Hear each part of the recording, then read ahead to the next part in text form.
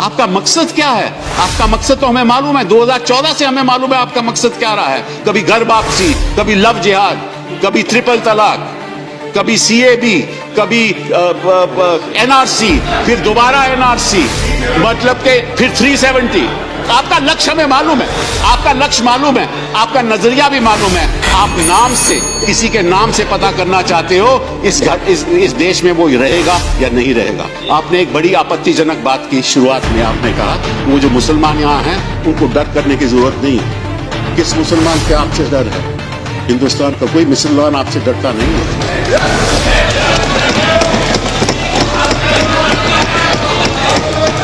ना मैं डरता हूं, ना मैं डरता हूं, ना इस देश के नागरिक डरते हैं, ना कोई मुसलमान डरता है। डरते हैं तो हम संविधान से डरते हैं, जिसकी आप धज्जियां उड़ा रहे हैं। गृह मंत्री जी ने सही कहा कि यह एक बड़ा ऐतिहासिक बिल है। हाँ, ऐतिहासिक बिल है क्योंकि आप संविधान की बुनियाद को बदलने जा रहे हैं, इसलिए ये ऐतिहासिक बिल है। आप हमारे इतिहास को बदलने जा रहे हैं, इसीलिए ऐतिहासिक बिल है। और आपने ये भी कहा कि करोड़ों लोग एक नए सवेरे को कल देखेंगे। मैं आपसे ये भी इल्तिजा करना चाहता हूं कि लाखों लोग की रात खत्म नहीं होगी, ये काली रात खत्म नहीं होगी। आप कहते हैं कि आपके प्रधानमंत्री जी सबका साथ और सबका विकास में विश्वास करते हैं। सबका विश्वास तो उन्होंने खो दिया, क्योंकि 2014 से लेकर अब तक सबका साथ उन्होंने कभी भी नहीं दिया।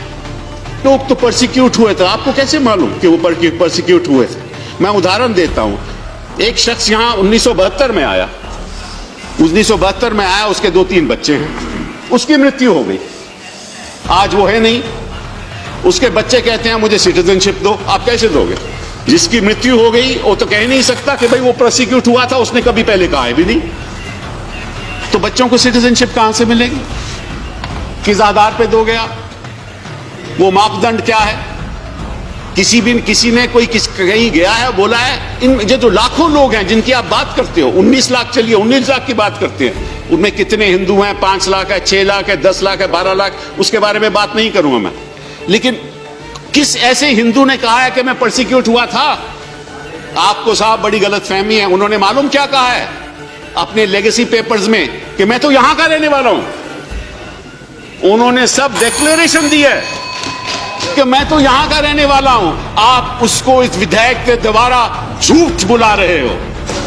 Please conclude. जो शख्स वन सेकेंड सर, जो शख्स कह रहा है कि मैं तो हिंदुस्तान का रहने वाला हूं, आप उसको कहना चाहते हो नहीं नहीं तुम हिंदुस्तान के रहने वाले नहीं हो। तुम कहो तो तुम तो बांग्लादेश से आए थे और क्यों परसिक्यूट हो रहे थे, इसलिए हम आपको सिटीजनशिप देंगे। ये किस किस्म का कानून है? आप क्या कर रहे हो संविधान के साथ? आप धज्जियां उड़ा रहे हो संविधान से। आपका मकसद क्या है? आपका मकसद तो हमें मालूम है, 2014 से हमें मालूम है आपका मकसद क्या रहा है। कभी घर वापसी, कभी लव जिहाद, कभी ट्रिपल तलाक, कभी सीएबी, कभी एनआरसी, फिर दोबारा एनआरसी, मतलब के फिर 370। आपका लक्ष्य हमें मालूम है, आपका लक्ष्य मालूम है, आपका नजरिया भी मालूम है। आप नाम से, किसी के नाम से पता करना चाहते हो इस देश में वो रहेगा या नहीं रहेगा। आपने एक बड़ी आपत्तिजनक बात की शुरुआत में, आपने कहा कि वो जो मुसलमान यहाँ हैं उनको डर करने की जरूरत नहीं। किस मुसलमान के आपसे डर है? हिंदुस्तान का कोई मुसलमान आपसे डरता नहीं है।